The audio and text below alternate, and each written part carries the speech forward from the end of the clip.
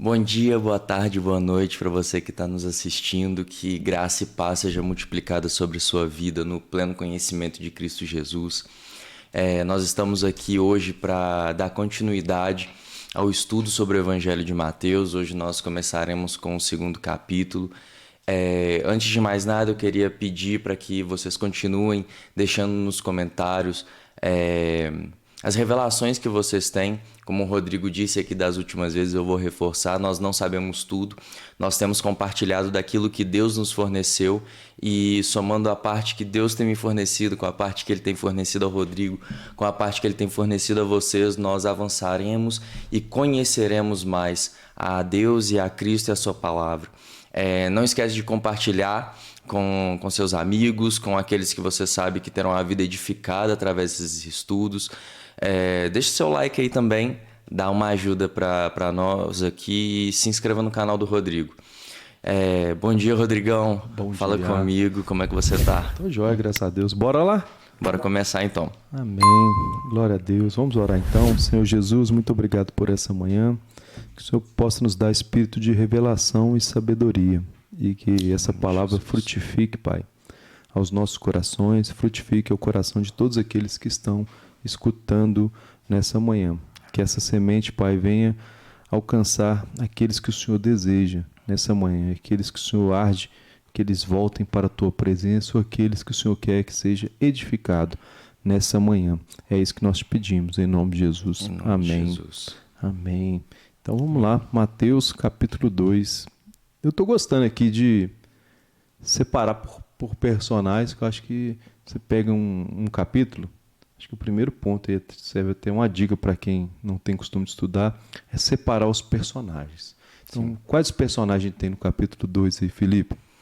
Dá pra gente separar os magos do Oriente, Os magos, dá pra colocar Rei Herodes, Herodes, dá pra gente colocar também os fariseus, os líderes religiosos ali. fariseus. Qual chamar de fariseu que fica mais Sim, fácil da galera fariseus. entender. Mas os líderes religiosos que tinham ali. Jesus, obviamente. Jesus, E dá também pra gente colocar os pais de Jesus. José e Maria. José e Maria. Eu acho que são esses personagens todos aí que Eu acho que a gente fecha. estão no texto. Então aqui, olha, sem querer eu escrevi, já deu. Então, Herodes versus Jesus e magos versus fariseus. José e Maria aqui no meio. Então, quem que eram os fariseus, Felipe? O que você tem deles aí para compartilhar com a gente, desses fariseus? Então, é muito interessante uma coisa, que esses fariseus, essa seita, ela se cria após o exílio babilônico. Isso. Então, acontece ali a dominação de Israel pela Babilônia, e nos anos de Daniel é quando ele começa a clamar por restauração. Essa restauração chega, o Império Babilônico encontra ali o seu fim. Israel é, entre aspas, ali livre, porque não tem um período tão grande assim também de liberdade, mas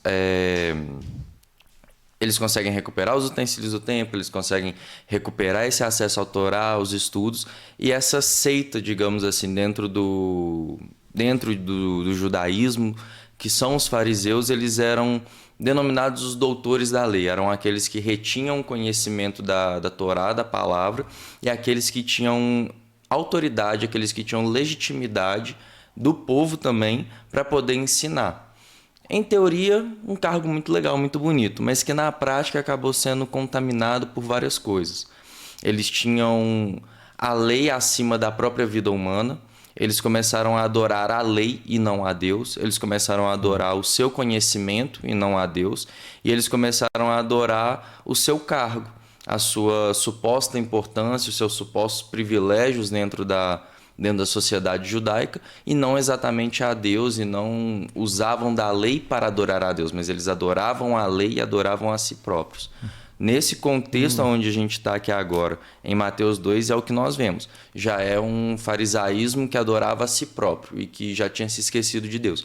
Mesmo que quando eles estavam nesse contexto pós-Babilônia, tivesse surgido como uma causa nobre. Sim. Também o nome fariseu significa santo, separado.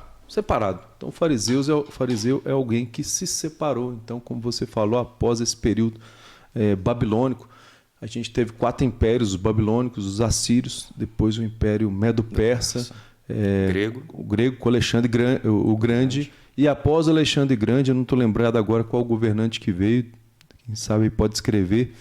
Esse cara, ele pegou esse poder, só que aí os judeus começaram a lutar contra esse cara, não aceitando esse regime, após Alexandre o Grande. E era uma família asmoneia, a família dos Macabeus, onde ali tinha a família dos Matatitas, o Matatita, o Macabeu, e eles lutaram, os irmãos, contra esse pessoal e ganharam essa revolta, lutaram para que manter a palavra viva, manter a palavra ali intacta. Eles lutaram e ganharam. Então lutaram contra grandes forças, Deus deu força e eles ganharam. E aí daí nasceu os fariseus. Com o tempo, vem dessa leva, né? Com o tempo, como você disse, eles guardavam essa Torá, foram dividindo os partidos, o fariseu, o escriba, o zelote, o saduceu e outros que não citam tanto na Bíblia. Eles vão começar eu gostei muito disso, adorar a lei. Então, é um problema sério. Tem gente que começa a adorar a escrita e não aquele que é vivo através da escrita e começa a fazer dessa escrita uma forma de apontar os erros para a pessoa. Então, é como você vê. A Bíblia é para você, inicialmente. Eu devo honrar os meus pais. E aí a pessoa sabe que alguém não honra, começa a aplicar aquilo na vida pessoal. Você tem que honrar seu pai, você tem que honrar seu pai. Você não faz isso, não faz isso. Só que a lei tem outras coisas escritas também, que é o quê? Que você não faz. Então, realmente, você tem que usar a Bíblia para, vamos dizer, corrigir as pessoas, mas porque você ama. Mas não porque você quer derrubar as pessoas. Muitas pessoas pegam um fato para querer derrubar a pessoa. Não, você tem que pegar um fato, um erro da pessoa para tentar resgatar a pessoa e não jogar essa pessoa mais para o buraco ainda. Então, eles pegavam essa lei, eles explicavam essa lei. Por isso que Jesus disse, né? Faça tudo o que eles disserem, mas não siga as suas atitudes. Sim. Então, Felipão, a primeira coisa aqui para a gente meditar, né? Sobre as nossas atitudes. Será que a gente tem mais conhecimento ou mais atitude? Ou será que o nosso conhecimento a gente está conseguindo colocar ele em prática? Porque a Bíblia é sobre isso, né? Ler e aplicar na nossa vida. E principalmente a gente usar do nosso conhecimento para avançar no sentido de prática. Eu estava lendo um livro do Bill Johnson recentemente, chama A Presença. E ele fala muito sobre isso, como que Deus ele nunca quebra a sua palavra, mas ele nunca se limita a agir dentro do nosso conhecimento acerca da palavra dele. E como que ele teve algumas experiências que confrontou muito o que ele tinha como conhecimento da palavra. E aquilo me fez refletir muito. Até onde esse conhecimento está servindo para alimentar ego, até onde esse conhecimento está sendo realmente para a prática de vida cristã e até onde realmente esse conhecimento tem ajudado outras pessoas a verem Deus, a chegarem próximas de Deus, a transformarem a sua vida. E a gente precisa ter muito bem esse nivelamento dentro de nós. O conhecimento é excelente, foi o que mudou a minha vida. Estudar a palavra foi o que me deu base, foi o que me deu sustento para não só transformar a minha vida, mas como a consolidar. Mas é realmente esse lugar de equilíbrio, de não deixar que esse conhecimento se torne em soberba, ou não deixar que esse conhecimento se torne em muita teoria e pouca prática, mas fazer realmente algo que solidifica a nossa base, para que quando chega o dia mau, quando chega a tempestade, nós temos o nosso pé muito bem firmado. Sim, e agora mudando aqui sobre o cargo, eu vejo pessoas que estão às vezes na igreja, eles têm um cargo, vamos colocar, o cara é pastor numa igreja, ou ele prega, ou ele dá um estudo bíblico e de repente, por algum motivo, essa pessoa não está mais fazendo aquele cargo, não está pregando, não está dando estudo bíblico, e a pessoa, ele já quer logo trocar de igreja, sair de igreja, e eu já vi até, felizmente, pastores aqui, a gente está falando para crentes e para pessoas que estão conhecendo o evangelho, um cara que chegou e falou assim, olha, se eu não tiver um dos 2 cultos principais na igreja, eu vou sair. Se eu não for líder da quarta, que é o dia que tem mais pessoas, ou o líder do domingo, que tem mais pessoas, eu preciso de um culto. Eu vou sair da igreja. Sabe por quê? Porque eu vim aqui para essa igreja e eu trouxe pessoas para essa igreja. Eu trouxe muitas pessoas para essa igreja. Então, por isso, como eu tenho muitas pessoas que eu trouxe, elas estão vindo atrás de mim. Olha só.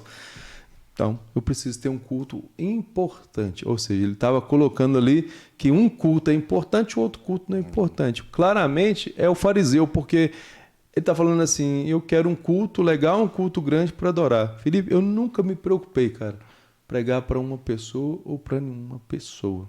A minha preocupação sempre é falar de Jesus. Sim. Porque eu sei que quando eu falo de Jesus, estava até falando com o Igão, eu falei, as pessoas colocam muita expectativa naquilo que elas podem fazer e não naquilo que Deus quer fazer, que é totalmente diferente. Então a pessoa fica frustrada, ela vai lá, prega, não vai ninguém no dia. Eu esqueço uma vez também, são muitos anos, já 10 anos, nesses 10 anos, o cara chegou no louvor e falou assim, olha, poxa, as pessoas não vêm ao louvor e tal, precisa ligar instrumento, precisa fazer alguma coisa. Eu falei, claro, cara. Nós estamos aqui para prestar um culto a Deus, nós estamos aqui para prestar culto a pessoas, que pouco importa. Deus, antes da gente vir, já sabia quem iria vir e quem não iria vir. E se não vier ninguém para estar sentado aí na frente, é porque Deus quer falar conosco.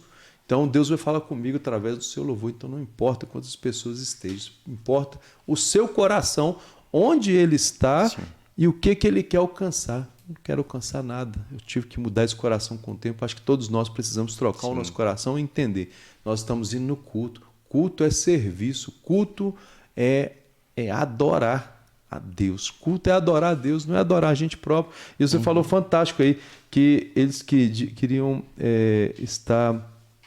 Eles estavam adorando mais a lei. Mas quando estavam adorando mais a lei, eles estavam adorando o seu conhecimento. O conhecimento que eles tinham. Eu já tive esse coração, mas não tenho mais. Hoje eu fico feliz de buscar a Bíblia, não para ter conhecimento, para passar para as pessoas. Não é à toa que esse projeto nasceu em 2019, mas ainda não tinha um tempo de maturidade para começar ele, porque o coração estava na coisa errada. Sim. Mas Deus é fantástico. Quando ele tem um sonho, ele vai trazer a maturidade do sonho no tempo certo. Antes ele vai arrumar calabouços para a gente, para nos preparar, para ele trazer à tona o sonho que ele tem para as nossas vidas. Com certeza. Principalmente porque o sonho muitas vezes é maior do que a gente, né? Então, se não tiver uma estrutura muito bem criada antes, às vezes as coisas quando chegam no meio de tudo acontecendo, aquilo colapsa, aquilo cai. E eu achei isso. Gente, dentro do meio cristão, a gente percebe algumas coisas acontecendo que não é que são frustrantes, mas que, poxa, essas questões de realmente como que o homem ele olha para o cargo e ele não entende o chamado para servir exatamente, mas ele entende como um título, uma importância, uma adornação, uma adoração própria, uma massagem de ego que é realmente absurda. A gente chegou a conversar algumas vezes depois de gravar aqui, e isso é uma coisa que a gente tem muito em comum no coração. Se é para estar pregando, se é para estar ensinando, se é para estar conversando com uma sala com 5 pessoas ou num culto com 400 pessoas, é a mesma coisa. O chamado não é multidão. O chamado, ele é, pelo menos eu entendo dessa forma, o chamado ele é intrínseco ao ensino. Você vai estar ensinando, vai estar eu e o Igão, a gente conversando, eu e você, a gente conversando, e um ensinando o outro, é nessa troca. Ou se vai ser um culto lotado, é a mesma coisa, o chamado é um ensino, não é quantidade de pessoas. E o servir é aquele lugar de entender que se nós temos algo, se Deus nos confiou algo, é para o outro. Afinal de contas, tudo que nós somos chamados, todos os chamados que existem, que a gente vê na Bíblia, sempre são de servir ao próximo, de render algo ao próximo, de dar algo ao próximo. Nunca é de receber glória, receber honra, receber título, receber autoridade, mas é sempre sobre dar. E eu vejo que muitas vezes é esse lugar ou de imaturidade ou que o coração traça o caminho do farisaísmo realmente. Ou é a imaturidade ainda de estar vendo as coisas acontecerem. Nossa, eu realmente consigo ensinar. Nossa, realmente esse dom está sobre mim. Nossa, realmente as coisas estão acontecendo, os cargos estão chegando, os convites estão chegando. Mas é aquele lugar ainda de imaturidade e com o tempo a pessoa realmente vai entender, nossa, então não é bem isso. Ou é o lugar onde o coração acaba caindo nesse farisaísmo, de adorar o próprio conhecimento, o próprio ego, de querer ensinar a lei para si. A lei é a palavra, mas de querer ensinar para querer aparecer e, enfim, isso chega a ser tóxico. Chega a ser tóxico. Agora vamos lá para a palavra. Eles aqui, o contexto, a gente vai ver que os magos estão vindo a procurar Jesus, porque eles querem adorar. Herodes descobre, a população descobre que nasceu Jesus, o Rei dos Reis, e eles vão... O Herodes ele fica preocupado, depois a gente vai entrar em Herodes. E ele chega para os líderes fariseus e pergunta para eles onde, olha só, no capítulo 4. Então Herodes convocou todos os principais sacerdotes e escribas do povo, os fariseus, os líderes religiosos, e perguntou onde o Cristo deveria nascer. No 5 diz, eles responderam em Belém da Judéia, porque assim está escrito por meio do profeta. E você, Belém, terra de Judá, de modo nenhum é a menor entre as principais de Judá, porque de você sairá o guia que apacentará o meu povo. Com isto, Herodes tendo chamado os magos para uma reunião secreta. Então, os estudiosos entendem que até esse momento aqui, os líderes fariseus desdenharam que tinha nascido um Salvador.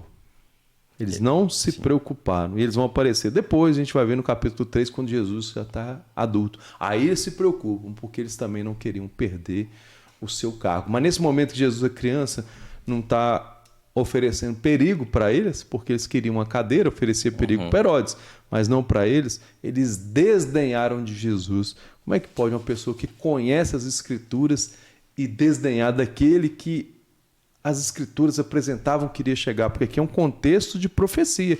Inclusive, eles já citaram até a profecia, vai ser em Belém. Belém significa casa do pão da Judéia, de modo nenhum menor entre os principais de Judá, porque de você sairá o guia que apacentará o meu povo. Então, eles que se achavam os guias estão desdenhando daquele que vai guiar realmente o povo, que é o que a gente falou aqui mais cedo, falei até nos stories agora há pouco também. Olha só, se a gente reparar, quando Herodes pergunta, eles respondem de bate-pronto. Não, a Bíblia não cita que houve um tempo ali, não, precisamos consultar a palavra, precisamos consultar a Torá, vamos fazer uma reunião. Não. Aonde vai nascer? Belém, recitam a profecia. Nós sabemos que nessa época era de costume que desde a infância os meninos eles decoravam ali todo o Pentateuco, decoravam algumas profecias dos profetas, eles decoravam muita coisa. Então eles sabiam de bate-pronto para responder. E realmente, até para a gente fazer esse link com os magos, mostra que como eles tinham acesso à profecia, eles sabiam das profecias e os magos também, mas mostram duas posturas completamente diferentes. Enquanto eles estavam cheios de presunção, estavam olhando para os tempos e mesmo que sabiam que estava na hora do Messias vir, eles tratavam com extremo desdém. E isso a gente pode ver que desde Daniel, no capítulo 9, nas 70 semanas, dentro do tempo decorrido, já estava na época do Messias vir. Uau. Eles tratam com o maior desdém do mundo, exatamente como você citou. Aquilo não ameaçava a eles. Enquanto os magos tiveram uma postura completamente diferente. Era mais ou menos assim. Não, o Messias está vindo, mas meus privilégios estão mantidos, meu cargo está mantido, o povo ainda olha para mim com admiração, o povo está meio que alheio ao que está acontecendo. Tá tudo tranquilo para mim. Enquanto os magos estavam, o rei nasceu. O rei nasceu. E se o rei nasceu, nós vamos sair daqui de onde nós estamos. Nós vamos atravessar, nós vamos andar o tempo que for necessário, a quilometragem que for necessária. Nós vamos levar presentes e nós vamos adorar o rei que nasceu. Os magos do Oriente, distantes da palavra, distantes da aliança, eles entendiam o nascimento desse rei e foram adorar, sem se importar com nada. Enquanto aqueles que estavam lá, presenciando tudo acontecer, que tinham acesso à história, que viram as coisas, que viram esse afunilamento dos tempos, trataram com... não é nada demais. Olha só como é que é. Então tem pessoas que é assim. Elas estão próximas de Jesus, mas não querem buscar Jesus. Elas conhecem a profecia, mas não se interessam pela profecia. E pessoas que estão longe vão sair de onde estiver. Vai sair do bairro distante, vai vir de outra cidade, vai para uma conferência, porque para ela não tem obstáculo para ela seguir aquele que foi prometido. E outra coisa também, você pode saber a profecia, mas você não quer entrar na profecia. Sim. E é totalmente diferente. Eu quero entrar na profecia. A profecia diz que aqueles que creem serão salvos. Então eu vou entrar na profecia, não quero saber de nada. Eles entraram numa profecia. Qual que é a profecia? Que as nações viriam adorar o Messias. Isaías está falando sobre isso, capítulo 60, Salmo 72 também. As nações virão adorar Jesus. É uma profecia que aponta para o fim também, que as nações vão vir a servir, vão vir adorar Jesus, e é a entrada dos gentios na adoração. É o tempo que o judeu segurou a palavra o tempo inteiro, foi crescendo, imaturo, mas ele não, em tempo nenhum, ele quis ter esse relacionamento mais profundo com Deus, e agora vai vir um povo que Deus vai permitir, aquilo que eu falei lá do capítulo 11, tá vendo? Uhum. O povo agora está sendo sendo endurecido a sua cabeça para quê? Entrar um novo povo, ser enxertado numa videira, porque quem está dentro não quer participar, mas vai vir outros de fora e vão participar. Tem pessoas que ficam na igreja 200 anos e eles não entram na profecia, eles não querem entrar na profecia, eles não desejam, eles querem ser apenas ouvintes, eles não querem ser participantes. O Senhor nos chama para ser igreja, para ser participantes. Eu quero entrar em todas as profecias bíblicas, quero servir o Senhor com alegria, servir com alegria. Eu posso falar isso porque já teve vezes que eu trabalhei em empresas que eu não gostava do meu senhor, no caso do meu chefe, não gostava de trabalhar do lugar, estava chateado e tal, mas quando você gosta de trabalhar no lugar, de servir o seu chefe, você faz com alegria. A mesma coisa é com Deus, quando você entende quem é o seu chefe, quem é o seu líder, quem manda, quem dá as ordens, você faz com alegria, você serve com alegria. Você é um escravo fiel, porque você sabe, você confia no seu Senhor e sabe que o seu Senhor quer o melhor para você. Até pegar esse gancho, que realmente, quantas vezes a gente vê isso acontecendo? O cara com 15, 20 anos de igreja, sentado no banco, tranquilo, chega alguém com 3 meses de... não 3 meses de convertido, muitas vezes, porque tem um processo ali que realmente a pessoa tem que ser ensinada, tem que ser instruída para estar à frente de algumas coisas mais complicadas, mas que com pouco tempo de igreja ali, às vezes mudou de congregação, às vezes passou por algum problema, mas acabou de chegar. E começa a fazer muita coisa, começa a desempenhar muita função, pega para fazer realmente muitas coisas e ele fica, mas chegou agora, já quer fazer alguma coisa? Sim. Mas chegou agora, já está... Eu estou aqui há 15, 20 anos, nada aconteceu, ele acabou de chegar. E a gente vê essa comparação acontecendo dentro do judaísmo mesmo, dentro daquela época com Cristo. Os gentios chegaram morrendo de fome. Aí nós vemos os crescimentos, agora pegando bem no final, pegando mais Atos, quando a gente vê a implantação das igrejas na Ásia, a implantação das igrejas nas regiões gentílicas. Para quem não sabe, até um conselho que o Rodrigo me deu, mas gentios são todos aqueles que não estão dentro da cultura judaica, são os estrangeiros. Quem não era judeu era gentio, quem era grego era gentio, quem era romano era gentio, quem era as igrejas na Ásia, Éfeso, Pérgamo, Laodiceia, Colossos, Filipos, Macedônia. Quem não era judeu era gentio. Então, quando vocês ouvirem nós falando, a gente comentando aqui a respeito de quem era gentio, quem era judeu, está falando sobre povo. Judeu era israelita, era quem tinha aliança com Deus ali naquele contexto, nasceu dentro de Israel, descendente de judeu, com acesso à Torá, circuncidado ao 8º dia, com aliança com Deus, e gentio era o resto do mundo. Nós, antes de sermos cristãos, antes de termos a Cristo, seríamos gentios, só para dar essa explicada. Mas A gente vê como que os gentios tiveram fome, o crescimento das igrejas ali e como que eles avançaram em conhecimento. A gente vê que a igreja em Corinto, que era que Paulo criticou a respeito de algumas posturas, de algumas coisas, Paulo elogia acerca do conhecimento, que eles tinham conhecimento, que eles tinham revelação, mesmo que tivessem feito disso uma bagunça ali.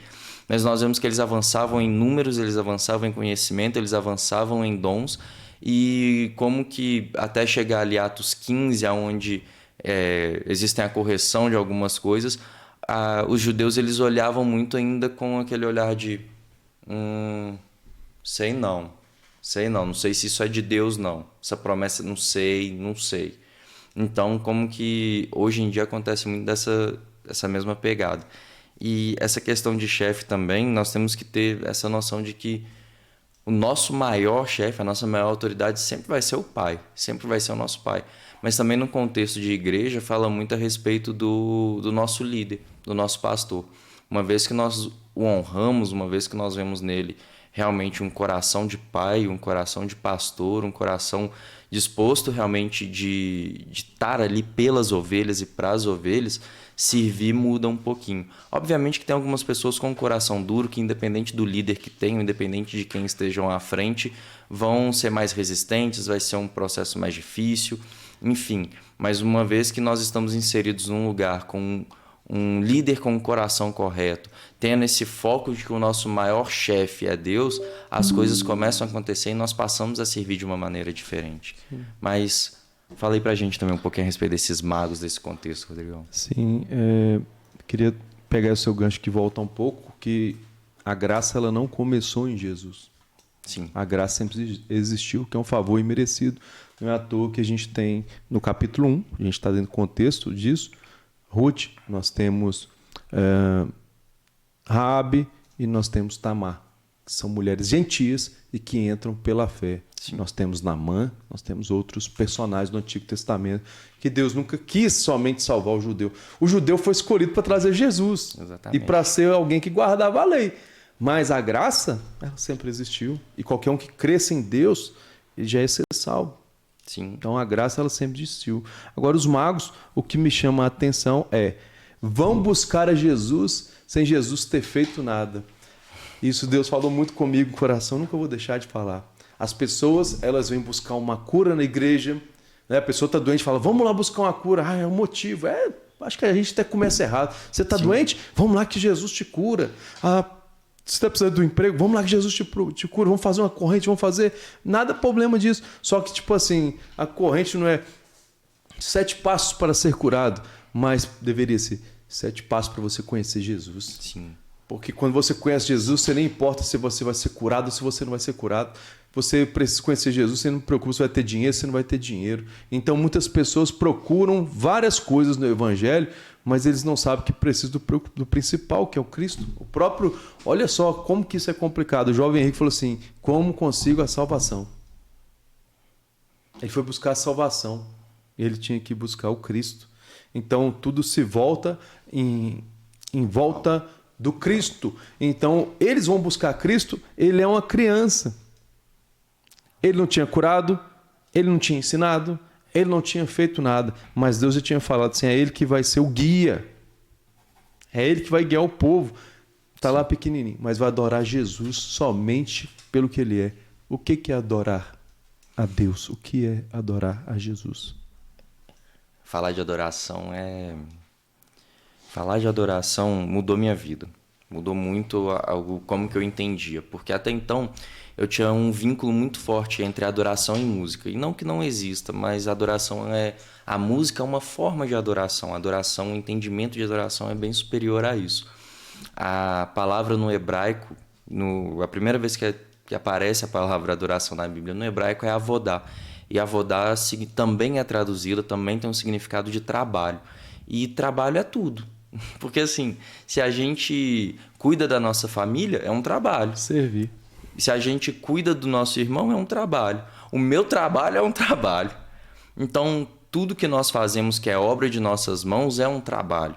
Então, isso é adoração. Adoração é um contexto muito amplo de servitude, é um conceito muito amplo de empenho de vida, de desgaste de vida. Muitas vezes no Evangelho hoje em dia não se fala muito a respeito disso, mas nós precisamos gastar a nossa vida pelo Evangelho. Nós precisamos nos gastar e nos desgastar em adoração. E não tem problema nenhum em falar isso. Nós precisamos submeter a nossa carne, submeter quem nós somos em adoração a Deus. E é muito incrível que eles saem de um contexto longe, de um contexto separado do judeu, que o judeu tinha um preconceito gigantesco, para atravessar um caminho enorme para ir adorar. E adorar como? Dando presentes, adorar se prostrando, adorar bendizendo. E nós vemos aqui que, não estou, em nome de Jesus, não estou falando contra a música, mas não tinha uma música. Foi uma adoração desvinculada disso. Foi uma adoração de vida. Foi esse trabalho de fazer essa peregrinação até lá, foi esse trabalho de levar esses presentes até lá, foi esse trabalho de passar por Herodes, porque é até legal a gente comentar isso, que eles viram a estrela, seguiram a estrela, mas acreditaram que em Jerusalém o pessoal também estava esperando, porque senão eles não tinham parado ali para perguntar, eles tinham seguido viagem. Se eles param ali para perguntar cadê esse rei, é porque no coração eles pensaram, se nós já estamos atrás desse rei, quanto mais o povo de onde ele virá. Então eles chegam até lá pensando assim, tá todo mundo esperando esse rei. Então vamos perguntar onde está. E chega lá, eu imagino agora me colocando nesse lugar que eles devem ter se surpreendido. Nem Herodes, rei da Judéia, está esperando esse próximo rei. Até depois falar dele vai ser legal. Nem os escribas, nem os fariseus, nem ninguém está esperando esse rei. E aonde é que ele vai estar? E aí eles falam, está em Belém. Só que é muito legal a gente ver que, na verdade, pelo tempo decorrido, que a gente vê mais para frente o infanticídio acontecendo de crianças com menos de 2 anos, já tinha um período ali que Jesus tinha nascido e que bem provável ele já não estava mais em Belém. Bem provável ele já estava em Nazaré e a estrela já estava direcionando eles para lá. E eles ignoram. Então, nesse rumo de adoração, eles ignoraram as vozes estranhas e contrárias que podiam tirar o foco deles. E muitas vezes é o que nós temos que ter para a nossa vida. Na nossa vida de adoração, na nossa vida de nos rendermos aos pés do Senhor, de transformar isso num modo de vida, a gente precisa muitas vezes ignorar algumas palavras que vão nos travar, que vão nos direcionar para lugares errados, que vão deturpar, que vão deixar nossa visão escura, mas focar aonde a estrela da manhã está apontando, para qual rumo nós devemos ir. Sim. E adoração, o que é adorar? Complementando o que você está falando, e esse é o intuito do nosso programa, é um complementar o outro. A primeira vez que você vê a adoração de uma pessoa, vou pegar o exemplo de Abraão. Então ele vai adorar a Deus. Adorar significa levantar um altar. Sim. E levantar um altar tem sacrifício. É colocar pedra em cima de pedra. Só que ele começa a adorar e ele não entende muito o princípio de adoração, mas ele adora como ele pode ou como ele tinha visto até o momento. Uhum. Então ele tinha visto o quê? Que as outras culturas adoravam levantando o altar. Só que chega no Gênesis 22, Deus fala assim, faz um altar para mim, entrega o teu filho. Entrega por completo. Então, aquela adoração ali é por completo. Era para queimar Isaac por completo. Então, Romanos 12 vai falar que o nosso culto é sacrifício. Sim. É uma adoração. Então, o que é adorar? Entregar tudo que você tem. É a parte que Jesus fala assim, reconhece, fala assim, esse sim, fez o que deveria ter feito, porque entregou tudo que tinha. Então, adorar é entregar tudo que eu tenho. Tem pessoas que são muito apegadas a dinheiro e ficam numa luta na questão do dízimo, se é da lei, se não é da lei, se é correto, se não é correto. Se é 10%, se não é. A questão do dízimo é, você vai adorar a Deus ou não vai? Adorar a Deus é entregar tudo que você tem. Sim. Deus coloca um limite, 10%, mas o adorador ele não tem limite, ele faz acima do limite. E ele entende que ele não tem nada, que Deus que deu ele tudo. Então, ele não é uma pessoa pego a avareza, por isso que quem dá o dízimo, essa semana eu dei o dízimo, eu dei com alegria. Eu mudei um conceito na minha cabeça. Se sobrar, eu dou o dízimo. Não, é a primeira parte, é a primícia. E as outras contas? Deus vai dar um jeito. nas contas, vai dar um jeito em mim, que eu tenho que parar de gastar, Sim. porque eu não estou sabendo ser mordomo das coisas de Deus.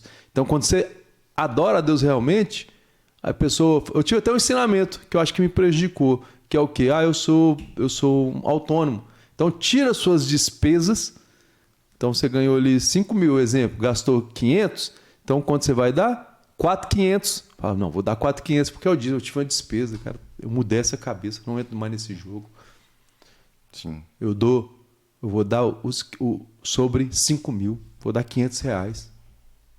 Mas de vez em quando, assim, não, vou dar mais. Vou dar oferta e tal, porque eu entendo que é Deus que me dá tudo. E quando você consegue entregar tudo a Deus, não tem nada que Ele não te entrega ao dobro, ao triplo, 100 vezes mais. A palavra mesmo diz, 30, 60, 100 por um, porque você não está preso àquilo que é uma lei. Sim. Mas você entendeu a graça? Quando você entende a graça, meu querido, você não vai preocupar com 10%, não. Você vai querer dar o melhor para Deus. Você vai saber o que? Esse dinheiro vai ser empreendido. Ah, mas tem os ladrões. Ah, mas por que você ficou exemplo ruim? Eu falei com o meu amigo, por que você ficou exemplo ruim? Eu falei assim, você quer exemplo bom? Vem para cá, caminha com a gente, você vai ver. É cheio de homem falho, mas está cheio de homem de exemplo. Pastor Marcelo, Pastor Roberto, homens de Deus. Nossa. Você pode aprender, vivenciar. Pastor Giovanni, caminhei com ele, homem de Deus. Então a gente tem muito exemplo. Você, olha como é que você joga a culpa pro outro. É o Adão. Ah, tem lá o tal que rouba. Cara, ficou exemplo bom. Tem mais exemplos bons do que ruins. Eu fiz a pesquisa, tipo assim, sobre pai. Quem amou, quem foi amigo do pai. Eu me surpreendi porque eu achei que ia ser mais negativo. Pessoas que não tinham sido amigo do pai. Foi positivo. Mais pessoas tiveram relacionamento com... O bem sempre vence. O amor, ele sempre vence. A gente fica pensando muito no mal, mas o bem, ele sempre vence. E falando ainda no contexto de adoração, a gente entendeu aqui o que é adorar, você disse, eu complementei. Agora eu lembro que um amigo meu, ele falou sobre... Eu cheguei para ele e falei para ele assim, ô mascote, você dança hip hop? Aí ele falou assim, não, Rodrigo, eu não danço hip hop, eu danço break. Eu falei, e o hip hop? Ele, hip hop é um estilo de vida. É a roupa que eu uso, é a cultura que eu ando, as pessoas que eu ando. Ser um adorador é entrar na cultura do reino. Sim. É um estilo de vida ser um adorador. E você entende que adorar, como você disse, não é o louvor, na hora que você canta, é um ato de adoração. Você está ali dando seu culto, você entrega tudo, você abre seu coração. Por isso que a gente chama de adoração. Mas qualquer música é adoração. A pessoa até diz assim, louvor e adoração. Tem outra coisa que chama, Igor? Você que é músico? Músicas mais animadas? Não, tem congregacional e tal. Isso aqui é adoração. Eu esqueci o nome agora. As músicas mais animadas, o pessoal mais antigo da igreja falava, você não é nem nascido, acho. Não. Mas eles falam assim, não, cantam adoração. Não, tudo é adoração. Depende do coração. Sim. Por isso que a adoração é ligada a adorar o Pai. As músicas, tem músicas que são de adoração e tem músicas que são para se adorar. Isso é verdade. Isso é verdade. O problema que eu falo na música, e eu vivi isso, é exatamente isso. Estava conversando isso ontem com o rapaz. Quem fez a música? Fez para adorar quem? E a música fala no coração o quê? Com cada pessoa. O que a música fala no coração? O que a música te diz ao coração? A música do mundo é problemática mesmo. Porque ali o cara está cantando traição, ali o cara está cantando agonia. Eu convidei um rapaz um dia e falei assim, me mostra uma música aí. Aí ele falou assim, cantou tal, canta amor. Falei, vamos ouvir a letra? Peguei a letra. Chegou na terceira frase, falei assim, isso aqui é um problema. Chegou na quarta frase, falei, isso aqui também é um problema. Chegou na sétima, ele desistiu. Falei, pega outra música dessa pessoa. Peguei. Falei que, não tem adoração. Aqui uma música daquilo que você próprio tá dizendo. Então, adoração é um estilo de vida. E quem dera se a gente conseguisse viver 100% como esses magos do Oriente, adorando a Deus. Mas Deus vai dizer também, Jesus, né, acho que é a passagem mais famosa, o que ele diz a respeito de adoração para a samaritana? Exatamente. João 4 vai dizer que importa, chegará o tempo em que nem no templo nem no monte será o lugar de adoração, mas é verdade, vos te digo, que chegará a hora, e essa hora já chegou, em que os verdadeiros adoradores adorarão em espírito e em verdade. O Pai. Então, assim, é essa junção de tudo. Adoração é esse desgaste, adoração é esse sacrifício, adoração é essa rendição, adoração é entender que tudo que eu faço é adoração. Esse exemplo do hip hop do break é perfeito, perfeito. E seria exatamente o break como a música e a adoração como o hip hop. É um estilo de vida, é uma cultura que nós precisamos implementar, e cultura a gente pega uma coisa bem sutil muitas vezes, mas que quando a gente vê isso mais distante, dá um entendimento maior.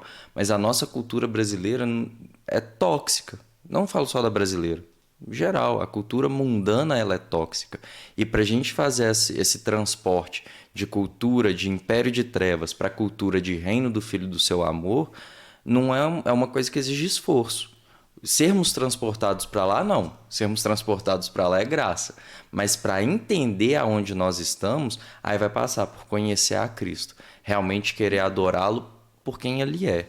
Querer olhar para ele e não para suas mãos. Olhar para ele e não para o que ele pode fazer por mim.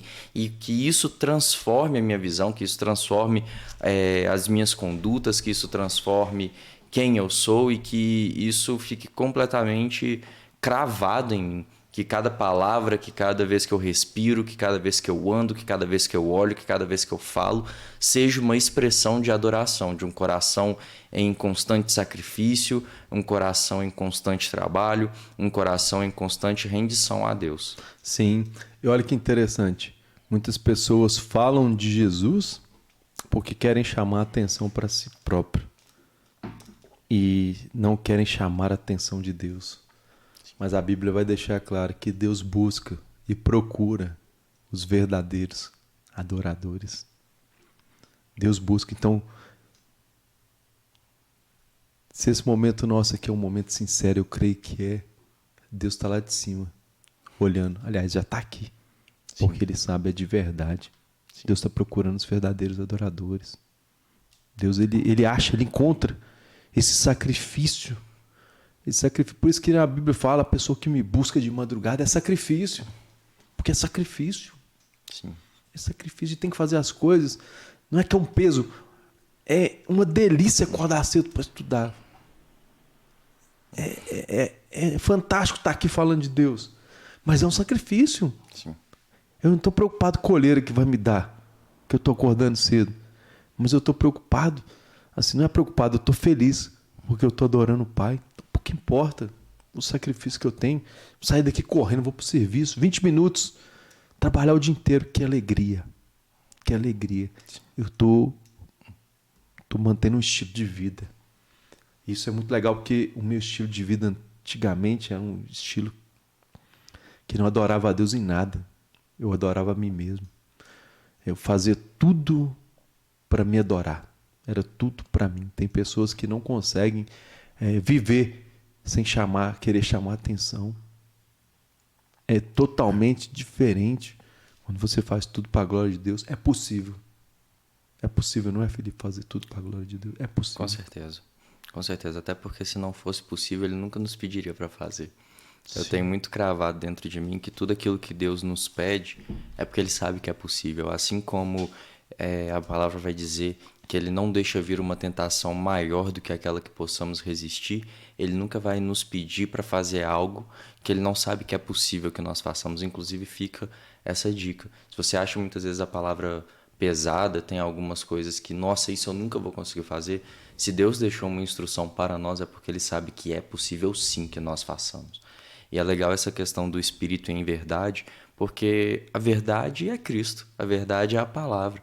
Adorar por Cristo, adorar através da palavra e em espírito, não limitado à igreja, não limitado a lugar, mas em uma perfeita comunhão em espírito com o Pai, com o Espírito Santo que habita dentro de mim. Em todo lugar, em todo tempo. Sem restringir a nada. Não é mais um monte, não é mais um templo, não é mais só na Páscoa, não é mais só o sumo sacerdote que oferece sacrifício, não tem mais véu, não tem mais limitação. É em espírito e em verdade, através da palavra, através do próprio Cristo. Nós devemos honrar a Deus em todo lugar, em todo tempo. Tem pessoas que falam somente na igreja, não. Se você não honra a Deus no templo que você é, no templo do Espírito, Sim. você não vai honrar a Deus em lugar nenhum. Então, para finalizar aqui hoje, sobre os magos, quando eles buscam adoração sincera, Deus fala com eles e os protege e fala: vá embora. Vá embora para proclamar aquilo que você viu. Vá embora. Evangelho. Ele veio, viram e eles foram embora. Deus protegeu e foram embora e com uma mensagem: eu vi Jesus. E é incrível a intervenção divina, porque esses magos eles foram provavelmente influenciados ou receberam um ensino da época que Israel estava ali na Babilônia. A gente vê em Daniel 2 falando a respeito de alguns magos que vieram para interpretações. A gente vê em Daniel 4 também esse concílio de magos, como que ele foi posto sobre chefe desses sábios que interpretavam sonhos e tudo. E como que eles guardaram essa palavra desde lá, desde esse templo babilônico até chegar esse momento, como que Deus orienta eles para chegar até lá e como que na volta por... Acho que é interessante ler. E sendo por divina revelação avisados em sonhos para que não voltassem para junto de Herodes, partiram para a sua terra por outro caminho. E exatamente, levando a mensagem do Evangelho. Boas novas, nasceu um rei. Lá na Judéia, nasceu um rei do meio do povo judeu.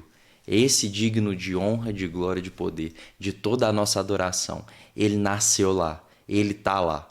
Então eles foram, viram, testificaram e agora eles vão proclamar exatamente como a gente. E é legal que diz: o princípio da sabedoria é temer a Deus. Eles temeram a Deus. O princípio da sabedoria é buscar a Deus, é conhecer a Deus. Amém? Amém. Glória a Deus. Então, obrigado aí. Mais um dia que você está conosco. Espero mesmo que você compartilhe, curta. Não porque a gente quer crescer esse canal, mas a gente deseja que esse canal cresça para que muitas pessoas venham ser alcançadas pelo Evangelho. Isso aqui é só um pouco de muito que pode ter. O próximo capítulo, aliás, vamos trabalhar esse mesmo capítulo no próximo episódio. Então a gente está vendo que cada capítulo vai levar aí 2 episódios. Glória a Deus, Deus abençoe a sua vida e que você receba essa palavra e seja um adorador de verdade. Não seja como um fariseu que só conhece a Bíblia, desdém de Jesus e quer usar para uso próprio, mas que você seja um adorador e busque Jesus pelo que Ele é e não pelo que Ele pode te dar. Deus te abençoe em nome de Jesus. Amém. Amém.